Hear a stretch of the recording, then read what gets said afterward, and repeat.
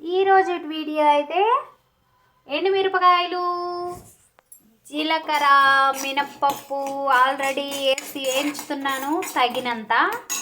నేనైతే ఆకైతే ఒక కట్ట తీసుకున్నాను.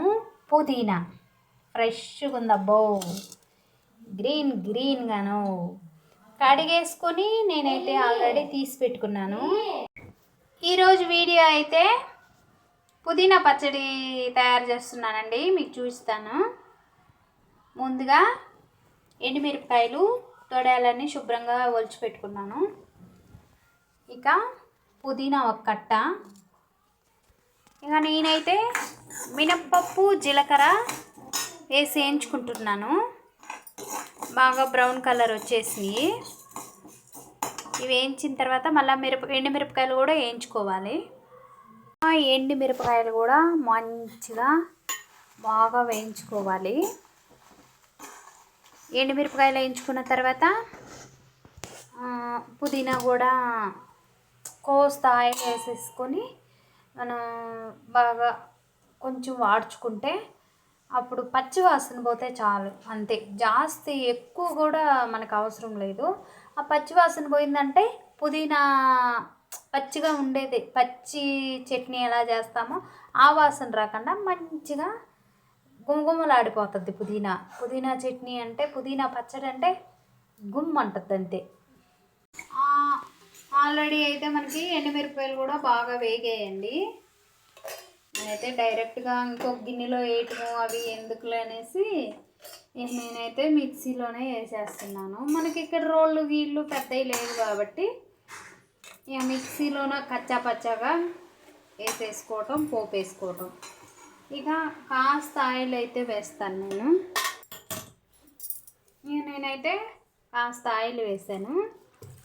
నేనైతే ఒక 3 times అయితే నేను ఆకు బాగా శుభ్రంగా కడిగి పెట్టేసి ఇది మళ్ళా నీళ్ళ కడిగి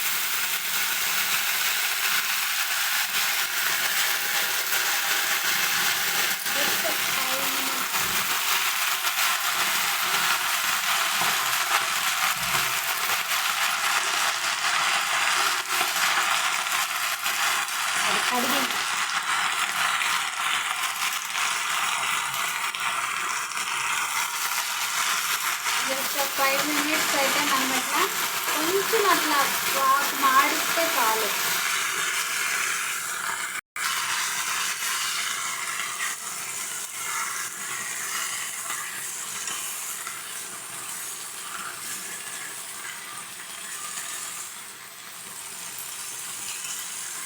అది ఆకులో ఉండే కొంచెం నీళ్ళు వాటితోనే కొంచెం మెత్తబడిపోతుంది ఆకైతే మనకి ఇప్పుడు. ఇక నేనైతే టమోటా వేసుకోవటం కంటే కూడా కొంచెం ఇంత ఒక్క గింజంతా చింతపండు వేసుకున్నామంటే ఆకులోనే కొంచెం సాఫ్ట్గా అయిపోతుంది. మనం మిక్సీ కచ్చా పచ్చాగా పట్టుకునేటప్పుడే దాన్ని వేసేసుకోవాలంతే. దాంట్లోనే మెత్తబడిపోతుంది. చింతపండుకి ఎంత టైం కావాలక్క, వేడి మీదే ఉడికిపోతుంది చింతపండు. అయిపోయింది కూడా. మనకి పుదీనాలో ఉండే నూనె కానీ కాస్త వేసానులే ఒక చిటికుడు, ఆ వాటర్ కానీ మొత్తం కూడా వినికిపోయాయండి. చూడండి, వినికిపోయేసి బాగా డ్రై అయిపోయింది కదా. ఈ టైంలో తీసేసి మనము కొంచెం మిక్సీలో వేసేసి ఒక్కసారి గర్ర అనిపిస్తే చాలు. ఎండుమిరపకాయలు, మినప్పప్పు, జీలకర్ర ఇక ఇవి వేసి మిక్సీ పట్టేస్తాను. కచ్చా పచ్చాగా పట్టుకోవాలి మనము. జీలకర్ర, ఎండుమిరపకాయలు వేసాను, ఉప్పు తగినంత. కాయలు అయితే ఇలా కచ్చా పచ్చాగా పట్టేసాను. ఇక పుదీనా కూడా వేస్తున్నానండి. ఇక పుదీనా కూడా వేడిగా ఉంది కాబట్టి కాసేపు అలా వేసేసి ఇప్పుడు మిక్సీలో వేసి ఒక్క తిప్పు అలా తిప్పుతాను, అంతే. అయితే నేనైతే పుదీనా కూడా వేసేసాను. అంతా కూడా కచ్చా పచ్చాగానే పెట్టేసాను. మన రోట్లో ఎట్లా దంచుకుంటామో అలాగా. పోపుకు మనము ఒక 2 స్పూన్లు అయితే ఆయిల్ వేస్తున్నాను నేను, ఓకేనా. చాలు. పోపుకు మనము ఒక 2 స్పూన్లు అయితే ఆయిల్ వేస్తున్నాను నేను. ఓకేనా, ఆల్రెడీ ఆయిల్ వేసేసాను. ఆవాలు, జీలకర్ర, కొంచెం శనగపప్పు, కొంచెం మినప్పప్పు. నేనైతే వెల్లుల్లి అయితే పొట్టు తీయకుండానే పోపేస్తానబ్బా నేనైతే. ఈ విధంగా ఎండుమిరపకాయలు, కరివేపాకు